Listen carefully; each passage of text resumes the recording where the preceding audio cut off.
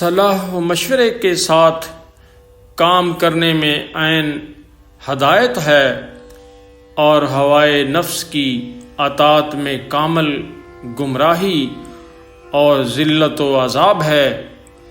آپس میں باہم مشورہ کیا کرو، آراء کو ملایا کرو کہ اس سے نیک نتیجہ اور صحیح رائے پیدا ہوتی ہے۔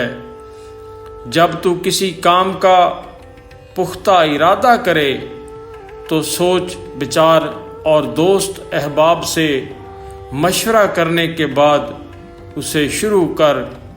آج کا کام کل پر نہ چھوڑ اور روز کا کام روز کر لیا کر۔ اپنے خیر خواہوں سے مشورہ لینا اپنی امداد کی اچھی صورت اور گوشہ نشینی اچھی عبادت ہے۔ جیسا کہ باہمی مشورہ کرنے سے درست رائے معلوم ہوتی ہے، ایسی اور کسی صورت سے معلوم نہیں ہو سکتی۔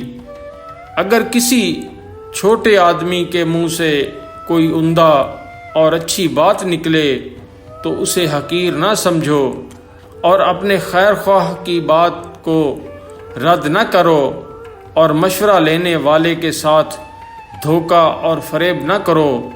مشورہ دینے والے پر صرف یہ فرض ہے کہ رائے دینے میں پوری کوشش کرے اور کامیابی کا وہ کوئی ضامن نہیں۔